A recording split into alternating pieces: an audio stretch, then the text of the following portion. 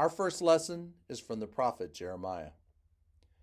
The time is coming when I will make a new covenant with the people of Israel and Judah. It won't be like the covenant I made with their ancestors when I took them by the hand to lead them out of the land of Egypt. They broke that covenant with me, even though I was their beloved. No, this is the covenant that I will make with the people of Israel after that time. I will put my instructions within them and engrave them on their hearts. I will be their God, and they will be my people. They will no longer need to teach each other to say, "Know God," because they will all know me, from the least of them to the greatest. For I will forgive their wrongdoing and never again remember their sins. Hear what the Spirit is saying to God's people. Thanks be to God.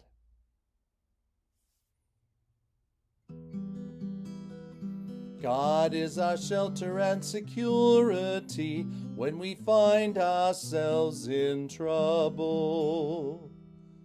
God is our shelter and security when we find ourselves in trouble. Therefore we stand fearless, though earthquakes shake the majestic mountains and tsunamis form in the depths of the ocean. The Creator of the universe is with us.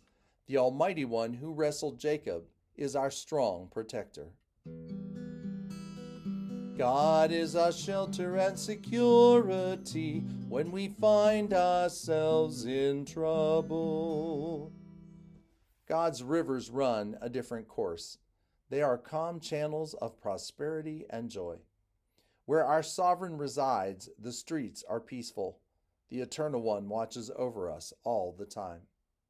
World leaders cause a great commotion, but their promises of security are shaky at best. The Prince of Peace has all the power. With a word, God can make mountains disappear. God is our shelter and security when we find ourselves in trouble. Let us contemplate the power of our Creator, who does wonders across the globe, who seeks peace in every corner of the world, who crushes weapons of mass destruction and burns war machines with fire. Stop all striving and recognize who is God. The Exalted One is above politics and nations, above every living thing on earth. The Creator of the universe is with us. The Almighty One who wrestled Jacob is our strong protector. God is our shelter and security when we find ourselves in trouble. Our second lesson is from Romans.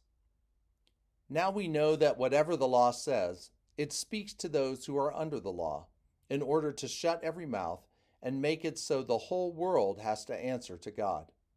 It follows that no human being will be treated as righteous in his presence by doing what the law says, but because the knowledge of sin comes through the law. But now God's righteousness has been revealed apart from the law, which is confirmed by the law and the prophets.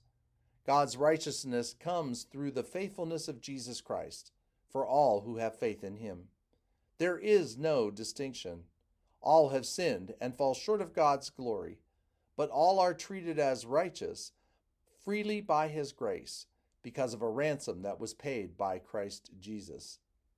Through his faithfulness, God displayed Jesus as the place of sacrifice, where mercy is found by means of his blood. He did this to demonstrate his righteousness in passing over sins that happened before, during the time of God's patient tolerance. He also did this to demonstrate that he is righteous in the present time, and to treat the one who has faith in Jesus as righteous.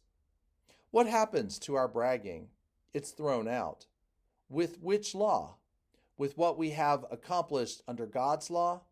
No, not at all, but through the law of faith. We consider that a person is treated as righteous by faith, apart from what is accomplished under the law. Hear what the Spirit is saying to God's people. Thanks be to God. The Holy Gospel according to John. Then Jesus said to the Jews who had believed in him, If you continue in my word, you are truly my disciples, and you will know the truth, and the truth will make you free." They answered him, "We are descendants of Abraham, and have never been slaves to anyone. What do you mean by saying you will be made free?" Jesus answered them, "Very truly I tell you, everyone who commits sin is a slave to sin. The slave does not have a permanent place in the household. The Son has a place there forever.